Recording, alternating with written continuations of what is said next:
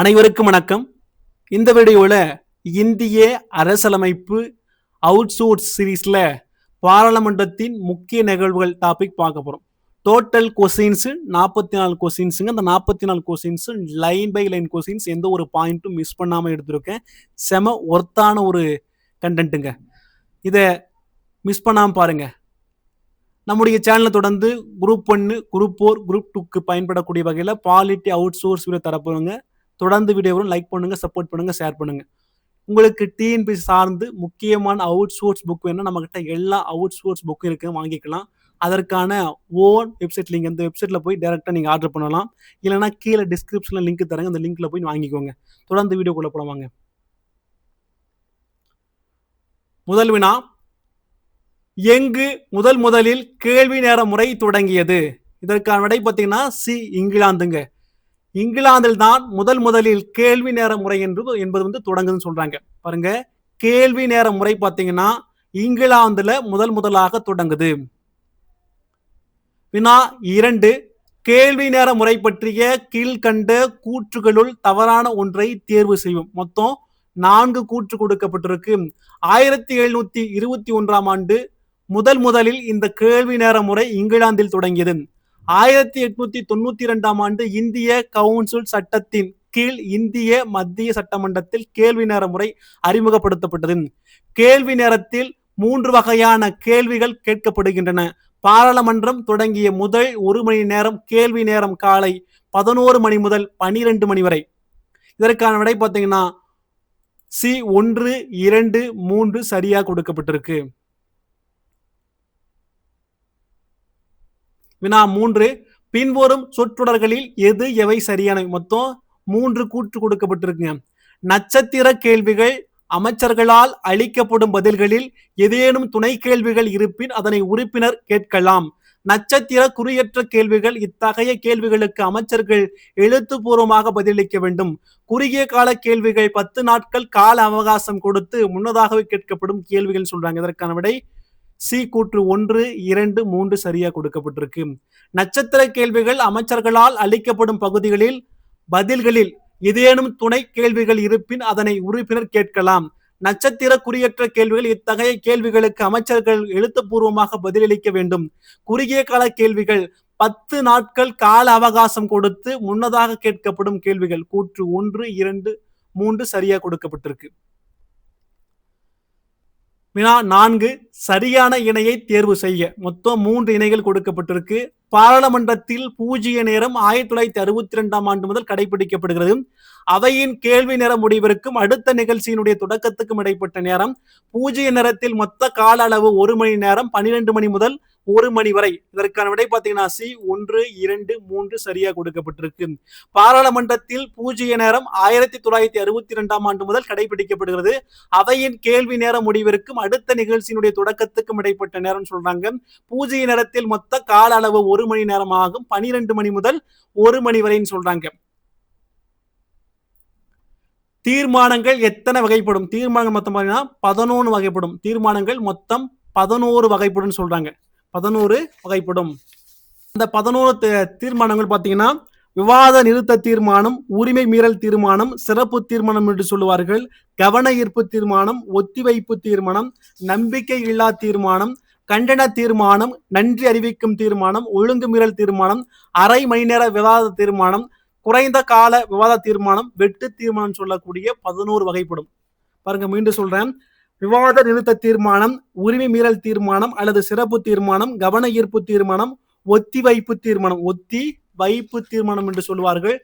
5வது நம்பிக்கையில்லா தீர்மானம், 6 கண்டன தீர்மானம், 7 நன்றி அறிவிக்கும் தீர்மானம், 8 ஒழுங்கு மீறல் தீர்மானம், 9 அரை மணி நேர விவாத தீர்மானம், 10 குறைந்த கால விவாத தீர்மானம், 11 வெட்டு தீர்மானம்.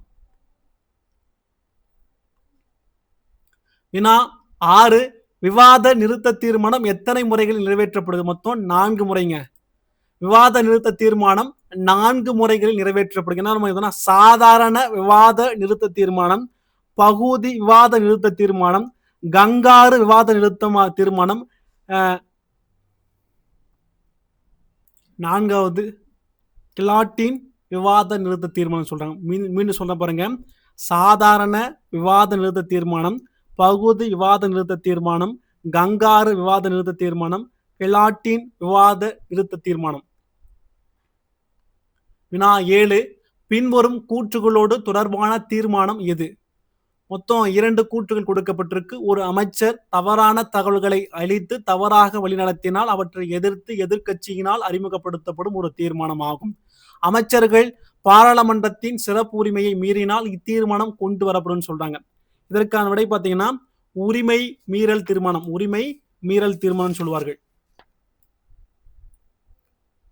ஒரு அமைச்சர் தவறான தகவல்களை அளித்து தவறாக வழிநடத்தினால் அவற்றை எதிர்த்து எதிர்க்கட்சியினால் அறிமுகப்படுத்தப்படும் ஒரு தீர்மானமாகும்.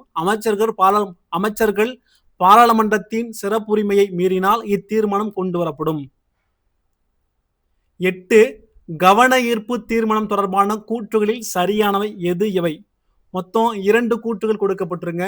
பொது முக்கியத்துவம் வாய்ந்த அவசர பிரச்சனைகளில் சபாநாயகரிடம் அனுமதி பெற்று ஒரு உறுப்பினர் அமைச்சர்களினுடைய கவனத்தை ஈர்க்க கொண்டு வரும் தீர்மானம். மாநிலங்களவையில் கவன ஈர்ப்பு தீர்மானத்திற்கு பதிலாக அறிக்கை தீர்மானங்கள் கொண்டு வரப்படுகிறது. இதற்கான விடை பார்த்தீங்கன்னா சி 1, 2 சரியா கொடுக்கப்பட்டிருக்கு. பொது முக்கியத்துவம் வாய்ந்த அவசர பிரச்சனைகளில் சபாநாயகரிடம் அனுமதி பெற்று ஒரு உறுப்பினர் அமைச்சர்களின் கவனத்தை ஈர்க்க கொண்டு வரும் தீர்மானம். மாநிலங்களவையில் கவன ஈர்ப்பு தீர்மானத்திற்கு பதிலாக அறிக்கை தீர்மானங்கள் கொண்டு வரப்படுகிறது. வினா 9 நம்பிக்கையில்லா தீர்மானம் பற்றிய கீழ்கண்ட கூற்றுகளுள் தவறான ஒன்றை தேர்ந்தெடுக்கவும். மொத்தம் 5 கூற்றுகள் கொடுக்கப்பட்டிருக்கு. இத்தீர்மானத்தை மக்களவையில் மட்டுமே கொண்டு வர முடியும். அமைச்சரவை குழுவிற்கு எதிராக மட்டுமே தீர்மானம் கொண்டு வரப்படும். இத்தீர்மானத்தை அறிமுகப்படுத்த 50 உறுப்பினர்கள் ஆதரவு தேவை. இத்தீர்மானம் அவையில் நிறைவேற்றப்பட்டால் அமைச்சரவை குழு முழுவதும் பதவி விலக வேண்டும். பாராளுமன்றத்தில் முதலாக 1963ஆம் ஆண்டு கொண்டு வரப்பட்டது. பாருங்க, இந்த நம்பிக்கையில்லா தீர்மானம் மக்களவையில் மட்டும் கொண்டு வரப்படும். அமைச்சரவை குழுவிற்கு எதிராக மட்டும் கொண்டு வரப்படும். 50 உறுப்பினருடைய ஆதரவு தேவைன்னு சொல்றாங்க இந்த தீர்மானத்தை அறிமுகப்படுத்த. இந்த தீர்மானம் நிறைவேற்றப்பட்டால் அமைச்சரவை குழு முழுவதும் பதவி விலக வேண்டும். இந்த தீர்மானம் 1963ஆம் ஆண்டு கொண்டு வரப்பட்டது. வினா 10 கீழ்காணும் கூற்றுகளை ஆராய்ந்து சரியான கூற்றுகளை தேர்ந்தெடுக்கும். மொத்தம் 3 கூற்று கொடுக்கப்பட்டிருங்க. கண்டன தீர்மானத்தை மக்களவையில் மட்டுமே கொண்டு வர முடியும். இத்தீர்மானம் ஒரு அமைச்சருக்கு எதிராகவோ அல்லது முழு அமைச்சரவைக்கு எதிராகவோ கொண்டு வரலாம். இத்தீர்மானம் மக்களவையில் நிறைவேற்றப்பட்டால் அமைச்சரவை பதவி விலக வேண்டிய அவசியமில்லைன்னு சொல்றாங்க. இதற்கான விடை பார்த்தீங்கன்னா டி 1, 2, 3 சரியா கொடுக்கப்பட்டிருங்க. கண்டன தீர்மானத்தை மக்களவையில் மட்டுமே கொண்டு வர முடியும். இத்தீர்மானம் ஒரு அமைச்சருக்கு எதிராகவோ அல்லது முழு அமைச்சரவைக்கு எதிராக கொண்டு வரலாம். இத்தீர்மானம் மக்களவையில் நிறைவேற்றப்பட்டால் அமைச்சரவை பதவி விலக வேண்டிய அவசியம் இல்லை. வினா 11 நன்றி அறிவிக்கும் தீர்மானம் பற்றிய கீழ்கண்ட கூற்றுகளில் தவறானவற்றை தேர்ந்தெடுக்கவும். மொத்தம் 4 கூற்று கொடுக்கப்பட்டிருக்குங்க. பொது தேர்தலுக்கு பின் முதல் முறையாக கூடும் பாராளுமன்ற கூட்டத்திலும் ஒவ்வொரு ஆண்டின் முதல் கூட்டத்திலும் அரசின் கொள்கைகள் மற்றும் திட்டங்களை விளக்க குடியரசுத் தலைவர் உரையாற்றுவார். குடியரசுத் தலைவர் உரைக்கு நன்றி தெரிவிக்கும் வகையில் அவையில் கொண்டு வரப்படும் தீர்மானம் இதுவாகும். இத்தீர்மானம் கட்டாயம் நிறைவேற்றப்பட வேண்டும். அப்படி நிறைவேற்றப்பட இயலாத பட்சத்தில் அரசு தோல்வி உற்றதாக கருதப்படும். இதற்கான விடை பார்த்தீங்கன்னா சி 1, 2, 3, 4 சரியா கொடுக்கப்பட்டிருங்க. பொது தேர்தலுக்கு பின் முறையாக கூடும் பாராளுமன்ற கூட்டத்திலும் ஒவ்வொரு ஆண்டின் முதல் கூட்டத்திலும் அரசின் கொள்கைகள் மற்றும் திட்டங்களை விளக்க குடியரசுத் தலைவர் உரையாற்றுவார். குடியரசுத் தலைவர் உரைக்கு நன்றி தெரிவிக்கும் வகையில் அவையில் கொண்டு வரப்படும் தீர்மானம் இதுவாகும். இத்தீர்மானம் கட்டாயம் நிறைவேற்றப்பட வேண்டும். அப்படி நிறைவேற்றப்பட இயலாத பட்சத்தில் அரசு தோல்வி உற்றதாக கருதப்படும். வினா 12 ஒழுங்கு மீறல் தீர்மானம் பற்றிய கீழ்கண்ட கூற்றுகளுள் சரியானவற்றை தேர்ந்தெடுக்கும். மொத்தம் 3 கூற்றுகள் கொடுக்கப்பட்டிருக்கு. இத்தீர்மானம் அரசை கட்டுப்படுத்த எதிர்க்கட்சி உறுப்பினர்களால் கொண்டு வரப்படும் தீர்மானமாகும். இத்தீர்மானம் அவை நடவடிக்கைகளை நிறுத்தி வைக்கும் வலிமை பெற்றதாகும். இத்தீர்மானத்தின் மீது விவாதம் எதுவும் அனுமதிக்கப்படுவதில்லைன்னு சொல்றாங்க. இதற்கான விடை பார்த்தீங்கன்னா டி 1, 2, 3 சரியா கொடுக்கப்பட்டிருங்க. பாருங்க, இந்த ஒழுங்கு மீறல் தீர்மானம் பார்த்தோம்னா அரசை கட்டுப்படுத்த எதிர்க்கட்சி உறுப்பினரால் கொண்டு வரப்படும் தீர்மானமாகும். இத்தீர்மானம் அவை நடவடிக்கைகளை நிறுத்தி வைக்கும் வலிமை பெற்றதாகும். இத்தீர்மானத்தின் மீது விவாதம் எதுவும் அனுமதிக்கப்படுவதில்லைன்னு சொல்றாங்க. வினா 13 அரை மணி நேர விவாத தீர்மானத்திற்காக அவைத்தலைவர் வாரத்தில் எத்தனை நாட்கள் ஒதுக்குவார்? எத்தனை நாட்கள் ஒதுக்குன்னு சொல்றாங்க. 3 நாட்கள் ஒதுக்குவார். பி. அரை மணி நேர விவாத தீர்மானத்திற்காக அவைத்தலைவர் வாரத்தில் 3 நாட்கள் ஒதுக்குவார். வினா 14. மொத்தம் 2 கூற்றுகள் கொடுக்கப்பட்டிருக்கு. குறைந்த கால விவாத தீர்மானத்திற்காக அவைத்தலைவர் 2 மணி நேரம் வாரத்தில் 2 நாட்கள் ஒதுக்குவார். கூற்று 2. உறுப்பினர்கள் பொது முக்கியத்துவம் வாய்ந்த பிரச்சனைகளில் விளக்கம் பெறவும் தகவல்களினுடைய உண்மைத்தன்மை அறிந்து கொள்ள கொண்டு வரப்படும் தீர்மானம். 1953 முதல் இந்த விவாத நடைமுறை இந்திய பாராளுமன்றத்தில் பின்பற்றப்படுகிறது சொல்றாங்க. இதற்கான விடை பார்த்தீங்கன்னா ஏ 1, 2 சரி. 1, 2 சரியா கொடுக்கப்பட்டிருங்க. பாருங்க, குறைந்த கால விவாத தீர்மானத்திற்காக அவைத்தலைவர் 2 மணி நேரம் வாரத்தில் 2 நாட்கள் ஒதுக்குவார். உறுப்பினர்கள் பொது முக்கியத்துவம் வாய்ந்த பிரச்சனைகள்ல விளக்கம் பெறவும் தகவல்களினுடைய உண்மைத்தன்மை அறிந்து கொள்ள கொண்டு வரப்படும் தீர்மானம். 1953 முதல் இந்த விவாத நடைமுறை இந்திய பாராளுமன்றத்தில் பின்பற்றப்படும் சொல்றாங்க. முன்ன சொல்ல பாருங்க, குறைந்த கால விவாத தீர்மானத்திற்காக அவைத்தலைவர் 2 மணி நேரம் வாரத்தில் 2 நாட்கள் ஒதுக்குவார். உறுப்பினர்கள் பொது முக்கியத்துவம் வாய்ந்த பிரச்சனைகள் விளக்கம் பெறவும் தகவல்களினுடைய உண்மைத்தன்மை அறிந்து கொள்ள கொண்டு வரப்படும் தீர்மானம் 1953 முதல் இந்த விவாத நடைமுறை இந்திய பாராளுமன்றத்தில் பின்பற்றப்படுகிறது. வினா 15.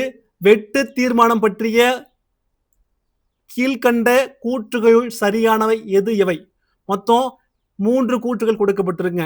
மக்களவை உறுப்பினர்களால் அரசாங்கத்தின் நிதி மசோதாவில் குறிப்பிடப்பட்டுள்ள அம்சங்களுக்கு எதிராக இத்தீர்மானம் கொண்டு வரப்படுகிறது. இத்தீர்மானம் மக்களவையில் மட்டுமே கொண்டு வர முடியும். இத்தீர்மானம் பட்ஜெட்டில் உள்ள சலுகைகளை குறைப்பதற்காக கொண்டு வரப்படும் தீர்மானம் ஆகும் சொல்றாங்க. இதற்கான விடை பார்த்தீங்கன்னா டி, ஏ, பி, சி சரியா கொடுக்கப்பட்டிருங்க. மக்களவை உறுப்பினர்களால் அரசாங்கத்தின் நிதி மசோதாவில் குறிப்பிடப்பட்டுள்ள அம்சங்களுக்கு எதிராக இத்தீர்மானம் கொண்டு வரப்படுகிறது. இத்தீர்மானம் மக்களவையில் மட்டுமே கொண்டு வர முடியும். இத்தீர்மானம் பட்ஜெட்டில் உள்ள சலுகைகளை குறைப்பதற்காக கொண்டு வரப்படும் தீர்மானமாகும். வினா 16. வெட்டு தீர்மானங்களை அவையில் அனுமதிக்கலாமா அல்லது வேண்டுமா என்பதை முடிவு செய்பவர் பார்த்தனா சபாநாயகர். பி. சபாநாயகர். பாருங்க, வெட்டு தீர்மானங்களை அவையில் அனுமதிக்கலாமா அல்லது வேண்டாமா என்பதை சபாநாயகர் முடிவு செய்வார். வினா 17. வெட்டு தீர்மானங்கள் எத்தனை வகைப்படும்? 3 வகைப்படுங்க. வெட்டு தீர்மானங்கள் 3 வகைப்படும். வெட்டு தீர்மானங்கள் மொத்தம் 3 வகைப்படும். வினா 18. கொள்கை வெட்டு தீர்மானம் கீழ்கண்ட கூற்றுகளில் சரியானவை எது எவை? மொத்தம் 2 கூற்று கொடுக்கப்பட்டிருக்கு. கொள்கை வெட்டு தீர்மானம் சலுகை கோரும் கொள்கைகளை விளக்குவதாகும். அதாவது கேட்கப்படும் சலுகையை ₹1 குறைப்பதற்காக கொண்டு வரப்படுவது வெட்டு தீர்மானமாகும். இதற்கான விடை பார்த்தீங்கன்னா டி 1, 2 சரியா கொடுக்கப்பட்டிருங்க. கொள்கை வெட்டு தீர்மானம் சலுகையை கோரும் கொள்கையை விளக்குவதாகும். அதாவது கேட்கப்படும் சலுகையை ₹1 குறைப்பதற்காக கொண்டு வரப்படுவது வெட்டு தீர்மானமாகும். வினா 19. முத்திரை வெட்டு தீர்மானம் கீழ்கண்ட கூற்றுகளுள் சரியானவை எது எவைன்னு சொல்றாங்க. மொத்தம் 2 கூற்றுகள் கொடுக்கப்பட்டிருக்கு. முத்திரை வெட்டு தீர்மானம் அல்லது அடையாள வெட்டு தீர்மானம் இந்திய அரசின் பொறுப்பில் உள்ள ஏதாவது ஒரு செயலில் நடைபெற்ற துயரத்தை அகற்றுவதற்காக கொண்டு வரப்படும் தீர்மானம் இதுவாகும். அதாவது சலுகை கோரிய தொகைகளை அதிக தொகையினை குறைப்பதற்காகவோ அல்லது மொத்த சலுகை தொகையும் குறைப்பதற்காகவோ அல்லது சலுகை தொகையை ஒத்தி வைப்பதற்காகவும் கொண்டு வரப்படுவது வெட்டு தீர்மானம் இதுவாகும் சொல்றாங்க. இதற்கான விடை பார்த்தீங்கன்னா சி கூற்று 1, 2 சரியா கொடுக்கப்பட்டிருங்க. பாருங்க, முத்திரை வெட்டு தீர்மானம். இந்த முத்திரை வெட்டு தீர்மானம் அல்லது அடையாள வெட்டு தீர்மானம் என்று சொல்லுவார்கள். இந்திய அரசின் பொறுப்பில் உள்ள ஏதாவது ஒரு செயலில் நடைபெற்ற துயரத்தை அகற்றுவதற்காக கொண்டு வரப்படும் தீர்மானம் இதுவாகும். அதாவது சலுகை கோரிய தொகையில அதிக தொகையினை குறைப்பதற்காகவோ அல்லது மொத்த சலுகை தொகையும் குறைப்பதற்காகவோ அல்லது சலுகை தொகையை ஒத்தி வைப்பதற்காகவும் கொண்டு வரப்படுவது வெட்டு தீர்மானம் இதுவாகும். வினா 20. பொருளாதார வெட்டு தீர்மானம் கீழ்கண்ட கூற்றுகளுள் சரியானவை எது எவை? மொத்தம் 2 கூற்றுகள் கொடுக்கப்பட்டிருக்கு. பொருளாதார வெட்டு தீர்மானம் பொருளாதாரத்திற்காக கோரப்பட்ட செலவினத்தை ஒரு குறிப்பிட்ட அளவு குறைப்பதற்காக கொண்டு வரப்படுவதாகும். அதாவது கோரப்பட்ட தொகையில ரூபாய் 100 குறைப்பதற்காக இந்த வெட்டு தீர்மானம் அடையாள நிமித்தமாக கொண்டு வரப்படும். இதற்கான விடை பார்த்தீங்கன்னா சி 1, 2 சரியா கொடுக்கப்பட்டிருங்க. பொருளாதார வெட்டு தீர்மானம் பொருளாதாரத்திற்காக கோரப்பட்ட செலவினத்தை ஒரு குறிப்பிட்ட அளவு குறைப்பதற்காக கொண்டு வரப்படுவதாகும். அதாவது கோரப்பட்ட தொகையில ரூபாய் 100 குறைப்பதற்காக இந்த வெட்டு தீர்மானம் அடையாள நிமித்தமாக கொண்டு வரப்படும். வினா 21. பிரதமரின் தலைமையிலான அமைச்சர்கள் குழு குடியரசுத் தலைவரின் பணிகளை செயல்படுத்துவதற்கும் உதவுவதற்கும் ஆலோசனை வழங்குவதற்கும் சட்டப்பிரிவு 74 வழங்குகிறது. பிரதமரினுடைய தலைமையிலான அமைச்சர்கள் குழு குடியரசுத் தலைவரின் பணிகளை செயல்படுத்துவதற்கும் உதவுவதற்கும் ஆலோசனை வழங்குவதற்கும் சட்டப்பிரிவு 74 உதவுகிறது அல்லது வழங்குற சட்டப்பிரிவு 74 வழங்குறன்னு சொல்றாங்க. வினா 22. அமைச்சர்கள் பொதுவாக பாராளுமன்றத்திற்கும் மக்களவைக்கும் கூட்டாக பொறுப்பேற்கிறார்கள். இதற்கான சட்டப்பிரிவு டி 75. அமைச்சர்கள் பொறுப்பாக பாராளுமன்றத்திற்கும் மக்களவைக்கும் கூட்டாக பொறுப்பேற்கிறார்கள். இதற்கான சட்டப்பிரிவு 75. வினா 23. கீழ்காணும் கூற்றுகளை ஆராய்ந்து சரியான கூற்றுகளை தேர்ந்தெடுக்கும். மொத்தம் இதுக்கு கூற்று காரணம் கொடுக்கப்பட்டிருக்கு. தொடர்ந்து 6 மாதங்களுக்கு மேல் பாராளுமன்ற உறுப்பினராக இல்லாத அமைச்சர் ஒருவரை பதவியில் இருந்து விலக வேண்டும் என்று அரசியலமைப்பு சட்டம் கூறுகிறது. பாராளுமன்ற உறுப்பினராக இல்லாத ஒருவர் அமைச்சராக இருக்க முடியாது. இதற்கான விடை பார்த்தீங்கன்னா கூற்று காரணம் இரண்டும் சரியாக கொடுக்கப்பட்டிருங்க. தொடர்ந்து ஒரு 6 மாதங்களுக்கு மேல் பாராளுமன்ற உறுப்பினராக இல்லாத அமைச்சர் ஒருவரை பதவியிலிருந்து விலக வேண்டும் என்று அரசியலமைப்பு சட்டம் கூறுகிறது. பாராளுமன்ற உறுப்பினராக இல்லாத ஒருவர் அமைச்சராக இருக்க முடியாது. வினா 24. பின்வரும் சொற்றொடர்களில் எவை சரியான? மொத்தம் 3 கூற்றுகள் கொடுக்கப்பட்டிருக்கு. மக்களவை கலைக்கும் அதிகாரம் குடியரசுத் தலைவருக்கு உண்டு. பிரதமரின் பரிந்துரையின் அடிப்படையிலோ அல்லது எந்த ஒரு கட்சிக்கும் பெரும்பான்மை இல்லாத நிலையிலோ குடியரசுத் தலைவர் மக்களவை கலைக்கலாம். அமைச்சர்களுக்கான ரகசிய காப்புரிமை ஜனாதிபதியால் நிர்வகிக்கப்படுதுன்னு சொல்றாங்க. இதற்கான விடை பார்த்தீங்கன்னா டி 1, 2, 3 சரியா கொடுக்கப்பட்டிருக்கு. மக்களவை கலைக்கும் அதிகாரம் குடியரசுத் தலைவருக்கு உண்டு. பிரதமரின் பரிந்துரையின் அடிப்படையிலோ அல்லது எந்த ஒரு கட்சிக்கும் பெரும்பான்மை இல்லாத நிலையிலோ குடியரசுத் தலைவர் மக்களவையை கலைக்கலாம். அமைச்சர்களுக்கான ரகசிய காப்புரிமை ஜனாதிபதியால் நிர்வகிக்கப்படுகிறது. வினா 25. ஒரு ஜனநாயக நிர்வாகி 2 நிபந்தனைகளான நிலைப்புத்தன்மை மற்றும் பொறுப்பு ஆகியவற்றை பூர்த்தி செய்ய வேண்டும் என்று அரசியல் நிர்ணய சபையால் சுட்டி காட்டியவர் யார்? இதற்கான விடை பார்த்தீங்கன்னா டாக்டர் B.R. அம்பேத்கர். பாருங்க, ஒரு ஜனநாயக நிர்வாகி 2 நிபந்தனைகளான நிலைப்புத்தன்மை மற்றும் பொறுப்பு ஆகியவற்றை பூர்த்தி செய்ய வேண்டும் என்று அரசியல் நிர்ணய சபையில் சுட்டி காட்டியவர் யார்? B.R. அம்பேத்கர். வினா 26. அமெரிக்க அரசியலமைப்பு அதிக நிலைப்புத்தன்மையும் குறைவான பொறுப்பும் பெற்றுள்ளது. அதே பிரிட்டிஷ் அரசியலமைப்பு அதிக பொறுப்பு குறைந்த நிலைப்புத்தன்மை பெற்றுள்ளது. இந்திய அரசியலமைப்பு அதிக நிலைப்புத்தன்மை அதிக பொறுப்பு பெற்றுள்ளதுன்னு சொல்றாங்க. பாருங்க, அமெரிக்க அரசியலமைப்பு அதிக நிலைப்புத்தன்மையும் குறைவான பொறுப்பும் பெற்றிருக்கு. பிரிட்டிஷ் அரசியலமைப்பு அதிக பொறுப்பு குறைந்த நிலைத்தன்மை பெற்றிருக்குது. இந்திய அரசியலமைப்பு அதிக நிலைத்தன்மை அதிக பொறுப்பு பெற்றுள்ளதுன்னு சொல்றாங்க. வினா 27. அரசாங்க மசோதா பற்றிய கீழ்கண்ட கூற்றுகளுள் சரியானவற்றை தேர்ந்தெடுக்கும். மொத்தம் 4 கூற்று கொடுக்கப்பட்டிருக்கு. இது ஒரு அமைச்சரால் பாராளுமன்றத்தில் அறிமுகப்படுத்தப்படுகிறது. இது அரசாங்க ஆளும் கட்சியின் கொள்கைகளை பிரதிபலிக்கிறது. பாராளுமன்றத்தில் ஒப்புதல் பெற அதிக வாய்ப்பு உள்ளது. சபையில் அதன் அறிமுகத்திற்கு 7 நாட்கள் அவகாசம் தேவைன்னு சொல்றாங்க. இதற்கான விடை பார்த்தீங்கன்னா ஏ கூற்று 1, 2, 3, 4 சரியா கொடுக்கப்பட்டிருக்குன்னு சொல்றாங்க. இது ஒரு அமைச்சரால் பாராளுமன்றத்தில் அறிமுகப்படுத்தப்படுகிறது. இது அரசாங்க ஆளும் கட்சியின் கொள்கைகளை பிரதிபலிக்கிறது. பாராளுமன்றத்தில் ஒப்புதல் பெற அதிக வாய்ப்பு உள்ளது. சபையில் அதன் அறிமுகத்திற்கும் 7 நாட்கள் அவகாசம் தேவைன்னு சொல்றாங்க. வினா 28. தனிநபர் மசோதா பற்றிய கீழ்கண்ட கூற்றுகள் சரியானவற்றை தேர்ந்தெடுக்கும். மொத்தம் 4 கூற்றுகள் கொடுக்கப்பட்டிருக்கு. பொது விவகாரத்தில் எதிர்க்கட்சியின் நிலைப்பாட்டை இது பிரதிபலிக்கிறது. இது ஒரு அமைச்சரை தவிர வேறு எந்த நாடாளுமன்ற உறுப்பினரும் அறிமுகப்படுத்தப்படுகிறது. பாராளுமன்றத்தால் அங்கீகரிக்கப்படுவதற்கான வாய்ப்புகள் குறைவு.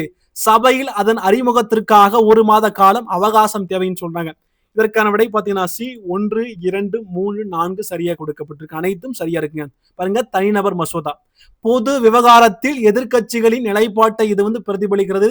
இது ஒரு அமைச்சரை தவிர வேறு எந்த நாடாளுமன்ற உறுப்பினரும் அறிமுகப்படுத்தப்படுகிறது. பாராளுமன்றத்தால் அங்கீகரிக்கப்படுவதற்கான வாய்ப்புகள் குறைவு. சபையில் அதன் அறிமுகத்திற்காக 1 மாத காலம் அவகாசம் தேவைன்னு சொல்றாங்க. வினா 29. மத்திய பட்டியலில் உள்ள துறைகளின் மீது சட்டங்களை உருவாக்க அரசியலமைப்பு பாராளுமன்றத்துக்கு அளித்துள்ள அதிகாரங்களுள் சரியானவை எவைன்னு சொல்றாங்க. மொத்தம் 4 கூற்றுகள் கொடுக்கப்பட்டிருக்கு. ராஜ்யசபா ஒரு தீர்மானத்தை நிறைவேற்றும் போது, தேசிய அவசர நிலை பிரகடனம் செயல்பாட்டில் இருக்கும் போது, 2 அல்லது அதுக்கு மேற்பட்ட மாநிலங்கள் பாராளுமன்றத்துக்கு கோரிக்கை வைக்கும் போது, மாநிலத்தில் குடியரசுத் தலைவர் ஆட்சி அமலில் இருக்கும் போது. இதற்கான விடை பார்த்தீங்கன்னா டி 1, 2, 3, 4 சரியா. மத்திய பட்டியலில் உள்ள துறைகளின் மீது சட்டங்களை உருவாக்க அரசியலமைப்பு பாராளுமன்றத்துக்கு அளித்துள்ள அதிகாரங்கள்ல எது சரின்னு கேட்டாங்க பாருங்க. ராஜ்யசபா ஒரு தீர்மானத்தை நிறைவேறும் போது, தேசிய அவசர நிலை பிரகடனம் செயல்பாட்டில் இருக்கும் போது அந்த மத்திய பட்டியலில் சட்டங்கள் இயற்றலாம். 2 அல்லது அதுக்கு மேற்பட்ட மாநிலங்கள் பாராளுமன்றத்துக்கு கோரிக்கை வைக்கும் போது, அதே போல மாநிலத்தில் குடியரசுத் தலைவர் ஆட்சி அமலில் இருக்கும்போது சொல்றாங்க.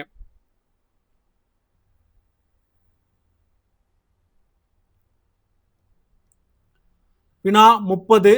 கேள்வி நேரம், பூஜ்ய நேரம் ஆகியவற்றின் மூலம் நிறைவேற்றும் அதிகாரத்தின் மீது கட்டுப்பாட்டை செலுத்துவது. இதற்கான விடை பார்த்தீங்கன்னா சி பாராளுமன்றம். கேள்வி நேரம், பூஜ்ய நேரம் ஆகியவற்றின் மூலம் நிறைவேற்றும் அதிகாரத்தின் மீது கட்டுப்பாட்டை செலுத்துவது பாராளுமன்றம்.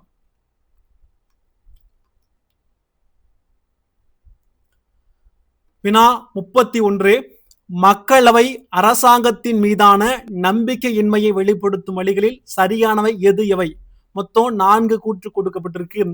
குடியரசுத் தலைவரின் தொடக்க உரைக்கு நன்றி தெரிவிக்கும் தீர்மானத்தை நிறைவேற்றுவதன் மூலம், பண மசோதாவை நிராகரிப்பதன் மூலம், ஒரு தணிக்கை தீர்மானம் அல்லது ஒத்திவைப்பு தீர்மானத்தை நிறைவேற்றுவதன் மூலம், வெட்டு தீர்மானம் இயற்றுதல் மூலம் சொல்றாங்க. இதற்கான விடை பார்த்தீங்கன்னா டி 1, 2 சரி 1, 2, 3, 4 சரியா கொடுக்கப்பட்டிருக்கு. அனைத்துமே சரியா இருக்குங்க. குடியரசுத் தலைவரின் தொடக்க உரைக்கு நன்றி தெரிவிக்கும் தீர்மானத்தை நிறைவேற்றுவதன் மூலம், பண மசோதாவை நிராகரிப்பதன் மூலம், ஒரு தணிக்கை தீர்மானம் அல்லது ஒத்திவைப்பு தீர்மானத்தை நிறைவேற்றுவதன் மூலம், வெட்டு தீர்மானம் இயற்றுதல் மூலம் சொல்லக்கூடிய இந்த 4 வழிகள்ல மக்களவை அரசாங்கத்தின் மீதான நம்பிக்கையின்மையை வெளிப்படுத்தும் வழிகள் சொல்றாங்க. வினா 32. பட்ஜெட் அதன் ஒப்புதலுக்காக டேஸிடம் வைக்கப்படுகிறது. இதற்கான விடை பார்த்தீங்கன்னா பி பாராளுமன்றமிடம். பட்ஜெட் அதன் ஒப்புதலுக்காக பாராளுமன்றத்திடம் வைக்கப்படுகிறதுன்னு சொல்றாங்க. வினா 33. பின்வரும் கூற்றுகளில் எது சரியானது? மொத்தம் 3 கூற்றுகள் கொடுக்கப்பட்டிருக்கு. நிதி அதிகாரத்தின் கீழ் மற்றும் பாராளுமன்றத்தின் ஒப்புதலுடன் தவிர எந்த வரியும் விதிக்கப்படவோ அல்லது வசூலிக்கவோ முடியாது மற்றும் நிறைவேற்றும் அதிகாரியால் செலவு செய்ய முடியாது. வரவு செலவு திட்டத்தை பாராளுமன்றம் நிறைவேற்றுவது அடுத்த நிதியாண்டிற்கான அரசாங்கத்தின் வரவுகள் மற்றும் செலவினங்களை சட்டப்பூர்வமாக்குகிறது. நிதி விவகாரங்கள்ல நிறைவேற்றும் அதிகாரத்தின் மீதான பாராளுமன்ற கட்டுப்பாடு 2 நிலைகள்ல செயல்படுகிறது. இதற்கான விடை பார்த்தீங்கன்னா டி 1, 2, 3 சரியா கொடுக்கப்பட்டிருக்கு. நிதி அதிகாரத்தின் கீழ் மற்றும் பாராளுமன்றத்தின் ஒப்புதலுடன் தவிர எந்த வரியும் விதிக்கப்படவோ அல்லது வசூலிக்கவோ முடியாது மற்றும் நிறைவேற்றும் அதிகாரியால் செலவு செய்ய முடியாது. வரவு செலவு திட்டத்தை பாராளுமன்றம் நிறைவேற்றுவது அடுத்த நிதியாண்டிற்கான அரசாங்கத்தின் வரவுகள் மற்றும் செலவினங்களை சட்டப்பூர்வமாக்குகிறது. நிதி விவகாரங்களில் நிறைவேற்றும் அதிகாரத்தின் மீதான பாராளுமன்ற கட்டுப்பாடு 2 நிலைகளில் செயல்படுகிறது. வினா 34. அரசியலமைப்பை திருத்துவதற்கு பாராளுமன்றத்துக்கு உள்ள அதிகாரங்கள். மொத்தம் 3 அதிகாரம் கொடுக்கப்பட்டிருக்கு. எந்த ஒரு விதியையும் சேர்க்கலாம், எந்த ஒரு விதியையும் மாற்றுதல், ரத்து செய்தல் சொல்லக்கூடிய இந்த 3 அதிகாரங்கள் கொடுக்கப்பட்டிருக்கு. இதற்கான விடை பார்த்தீங்கன்னா பி 1, 2, 3 சரியா கொடுக்கப்பட்டிருங்க. அரசியலமைப்பு திருத்துவதற்கு பாராளுமன்றத்துக்குள் அதிகம் பார்த்தீங்கன்னா எந்த ஒரு விதியும் சேர்க்கலாம், எந்த ஒரு விதியும் மாற்றலாம், எந்த ஒரு விதியும் ரத்து செய்யலாம்னு சொல்றாங்க. வினா 35 கீழ்கண்டவற்றுள் தவறான ஒன்றை தேர்வு செய்வோம். மொத்தம் 3 கூற்றுகள் கொடுக்கப்பட்டிருக்கு, 4 கூற்றுகள் கொடுக்கப்பட்டிருக்கு. அரசியலமைப்பின் பெரும் பகுதி பாராளுமன்றத்தால் சிறப்பு பெரும்பான்மையுடன் திருத்தப்படலாம். அரசியலமைப்பின் வேறு சில விதிகள் பாராளுமன்றத்தால் தனி பெரும்பான்மையுடன் திருத்தப்படலாம். அரசியலமைப்பின் சில விதிகள் மட்டுமே பாராளுமன்றத்தால் குறைந்தபட்சம் பாதி மாநிலத்தின் ஒப்புதலுடன் திருத்த முடியும். பாராளுமன்றத்தின் அரசியலமைப்பு அதிகாரம் வரம் பெற்றதல்ல. இதற்கான விடை பார்த்தீங்கன்னா டி அனைத்தும் சரிங்க. அரசியலமைப்பின் பெரும்பகுதி பாராளுமன்றத்தால் சிறப்பு பெரும்பான்மை திருத்தப்படலாம். அரசியலமைப்பின் வேறு சில விதிகள் பாராளுமன்றத்தால் தனி பெரும்பான்மையுடன் திருத்தப்படலாம். அரசியலமைப்பின் சில விதிகள் மட்டுமே பாராளுமன்றத்தால் குறைந்தபட்சம் பாதி மாநிலத்தின் ஒப்புதலுடன் திருத்த முடியும். பாராளுமன்றத்தின் அரசியலமைப்பு அதிகாரம் வரம்பற்றது அல்ல. அதுக்குன்னு சொல்லிட்டு எந்த ஒரு ரெஸ்ட்ரிக்ஷனும் இல்லைங்க, அதுக்கு போல இருக்கு சொன்னாங்க, வரம்பற்றது அல்ல. வினா 36 நீதித்துறை அதிகாரங்கள் பற்றிய கூற்றுகளுள் சரியானவை எது எவை? மொத்தம் 4 கூற்று கொடுக்கப்பட்டிருக்குங்க. அரசியலமைப்பை மீறியதற்காக ஜனாதிபதியை பதவி நீக்கம் செய்ய முடியும். துணை குடியரசுத் தலைவரை அவரது அலுவலகத்திலிருந்து நீக்க முடியும். உச்ச நீதிமன்றம், உயர் நீதிமன்றங்களின் நீதிபதிகள், தலைமை நீதிபதி உட்பட தலைமை தேர்தல் ஆணையர் ஆகியோரை பதவி நீக்கம் செய்ய குடியரசுத் தலைவருக்கு பரிந்துரைக்கலாம். அதன் சிறப்புரிமைகளை மீறியதற்காக அல்லது அதன் அவமதிப்புக்காக அதன் உறுப்பினர்கள் அல்லது வெளியாட்களை தண்டிக்க முடியும்னு சொல்றாங்க. இதற்கான விடை டி 1, 2, 3, 4 சரியா கொடுக்கப்பட்டிருக்கு. அரசியலமைப்பை மீறியதற்காக ஜனாதிபதியை பதவி நீக்கம் செய்ய முடியும்னு சொல்றாங்க. இதுல நீதித்துறை அதிகாரங்கள் இருக்கு. துணை குடியரசுத் தலைவரை அவரது அலுவலகத்திலிருந்து நீக்க முடியும். உச்ச நீதிமன்ற மற்றும் உயர் நீதிமன்றங்களின் நீதிபதிகள், தலைமை நீதிபதி உட்பட தலைமை தேர்தல் ஆணையர் ஆகியோரை பதவி நீக்கம் செய்ய குடியரசுத் தலைவருக்கு பரிந்துரைக்கலாம். அதன் சிறப்புரிமைகளை மீறியதற்காக அல்லது அதன் அவமதிப்புக்காக அதன் உறுப்பினர்கள் அல்லது வெளியாட்களை அது தண்டிக்க முடியும். வினா 37 மக்களவை அதன் சபாநாயகர் மற்றும் துணை சபாநாயகரை தேர்ந்தெடுக்க டேஸுக்கு அதிகாரம் உள்ளது. இதற்கான விடை பி பாராளுமன்றம். மக்களவை அதன் சபாநாயகர் மற்றும் துணை சபாநாயகரை தேர்ந்தெடுக்க பாராளுமன்றத்துக்கு அதிகாரம் உள்ளது. வினா 38 கீழ்கண்ட பாராளுமன்றத்தின் அதிகாரங்களுள் சரியானவை எது எவை? மொத்தம் 5 கூற்றுகள் கொடுக்கப்பட்டிருக்கு. குடியரசுத் தலைவரால் அறிவிக்கப்பட்ட 3 வகையான அவசர நிலைகளும் தேசிய, மாநில, நிதி இது அங்கீகரிக்கிறதுன்னு சொல்றாங்க. மாநில சட்டமன்ற கவுன்சில்களை உருவாக்கலாம் அல்லது நீக்கம் செய்யலாம்னு சொல்றாங்க. இது பரப்பளவை அதிகரிக்கலாம் அல்லது குறைக்கலாம், எல்லைகளை மாற்றலாம் மற்றும் இந்திய ஒன்றியத்தின் மாநிலங்களினுடைய பெயர்களை மாற்ற முடியும். உச்ச நீதிமன்றம் மற்றும் உயர் நீதிமன்றங்களின் அமைப்பு மற்றும் அதிகார வரம்பை கட்டுப்படுத்த முடியும். 2 அல்லது அதற்கு மேற்பட்ட மாநிலங்களுக்கு ஒரு பொதுவான உயர் நீதிமன்றத்தை நிறுவலாம். இதற்கான விடை பார்த்தீங்கன்னா ஏ 1, 2, 3, 4 சரின்னு சொல்றாங்க. குடியரசுத் தலைவரால் அறிவிக்கப்பட்ட 3 வகையான அவசர நிலைகளையும் தேசிய, மாநில, நிதி இது அங்கீகரிக்கிறதுன்னு சொல்றாங்க. மாநில சட்டமன்ற கவுன்சில்களை உருவாக்கலாம் அல்லது நீக்கம் செய்யலாம். இது பரப்பளவை அதிகரிக்கலாம் அல்லது குறைக்கலாம், எல்லைகளை மாற்றலாம் மற்றும் இந்திய ஒன்றியத்தின் மாநிலங்களின் பெயர்களை மாற்ற முடியும். உச்ச நீதிமன்றம் மற்றும் உயர் நீதிமன்றங்களின் அமைப்பு மற்றும் அதிகார வரம்பை கட்டுப்படுத்த முடியும். 2 அல்லது அதற்கு மேற்பட்ட மாநிலங்களுக்கு ஒரு பொதுவான உயர் நீதிமன்றத்தை நிறுவலாம். வினா 39 கேள்வி நேரம், விவாதங்கள், ஒத்திவைப்பு தீர்மானம், நம்பிக்கையில்லா தீர்மானம் போன்றவை மீது டேஸ் தனது கட்டுப்பாட்டினை செலுத்துகிறது. பாராளுமன்றம். கேள்வி நேரம், விவாதங்கள், ஒத்திவைப்பு தீர்மானம், நம்பிக்கையில்லா தீர்மானம் போன்றவை மீது பாராளுமன்றம் தனது கட்டுப்பாட்டினை செலுத்துகிறது. வினா 40 கீழ்காணும் கூற்றுகளை ஆராய்ந்து சரியான கூற்றுகளை தேர்ந்தெடுக்கும். மொத்தம் 4 கூற்று கொடுக்கப்பட்டிருக்கு. பாராளுமன்ற முறையானது அதிகார சிதறல் மற்றும் சர்வதிகார போக்கினை தடுக்கிறது. பாராளுமன்ற அமைப்பின் அதிகாரமானது தனிநபர்கள், குழுக்கள் மீது உள்ளதே தவிர ஒரு நபருக்கு மட்டும் அல்ல. பாராளுமன்ற ஆட்சியில் சில வரம்புகளுக்கு உட்பட்டு தேர்தல்கள் இன்றி மாற்று அரசாங்கத்தினை உருவாக்கும் அதிகாரம் உண்டு. பாராளுமன்ற முறை அரசாங்கத்தில் அனைத்து பிரிவினருக்கும் பிரதேசங்களுக்கும் பிரதிநிதித்துவம் வழங்க முடியும்னு சொல்றாங்க. இதற்கான விடை பார்த்தீங்கன்னா டி 1, 2, 3, 4 சரியா கொடுக்கப்பட்டிருக்கு. பாருங்க, பாராளுமன்ற முறையானது அதிகார சிதறல் மற்றும் சர்வதிகார போக்கினை தடுக்கிறதுன்னு சொல்றாங்க. பாராளுமன்ற அமைப்பின் அதிகாரமானது தனிநபர்கள், குழுக்கள் மீது உள்ளதே தவிர ஒரு நபருக்கு மட்டும் அல்ல. பாராளுமன்ற ஆட்சியில் சில வரம்புகளுக்கு உட்பட்டு தேர்தல்கள் இன்றி மாற்று அரசாங்கத்தினை உருவாக்கும் அதிகாரம் உண்டு. பாராளுமன்ற முறை அரசாங்கத்தில் அனைத்து பிரிவினருக்கும் பிரதேசங்களுக்கும் பிரதிநிதித்துவம் வழங்க முடியும்னு சொல்றாங்க. வினா 41, கீழ்காணும் கூற்றுகளை ஆராய்ந்து சரியான கூற்றுகளை தேர்ந்தெடுக்கும். பாருங்க, கூற்று காரணம் கொடுக்கப்பட்டிருக்கு. ஒரு அரசாங்கம் அதன் பதவிக்காலம் முடியும் வரையில் ஆட்சியில் இருக்கும் என்பதற்கு எந்த ஒரு உத்தரவாதமும் இல்லை. பாராளுமன்ற அரசாங்கம் ஒரு நிலையற்ற அரசாங்க அமைப்பினை கொண்டு வரும்னு சொல்றாங்க. இதற்கான விடை பார்த்தீங்கன்னா டி கூற்று காரணம் இரண்டும் சரிங்க. ஒரு அரசாங்கம் அதன் பதவிக்காலம் முடியும் வரையில் ஆட்சியில் இருக்கும் என்பதற்கு எந்த ஒரு உத்தரவாதமும் இல்லை. ஆமாங்க, என்ன பண்ணலாம், எப்ப வேணா கலைக்க முடியும். பாராளுமன்ற அரசாங்கம் ஒரு நிலையற்ற அரசாங்க அமைப்பினை கொண்டுள்ளது. பாராளுமன்ற அரசாங்கம் ஒரு நிலையற்ற, எப்ப வேணா கலைக்கக்கூடிய அரசாங்க அமைப்பினை கொண்டுள்ளன்னு சொல்றாங்க.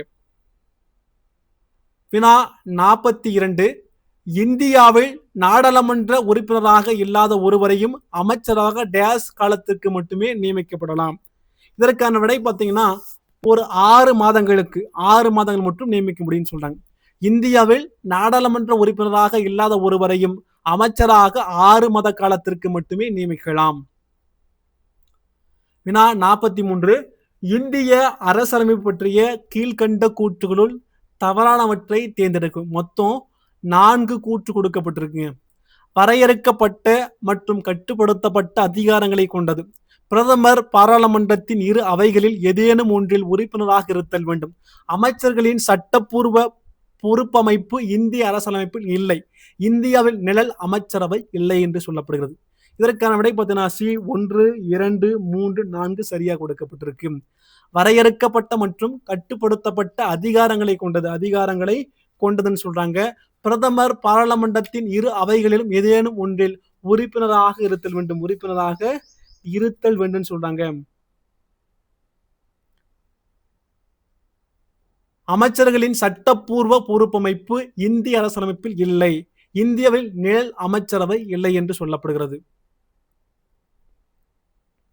வினா 44 கடைசி வினாங்க.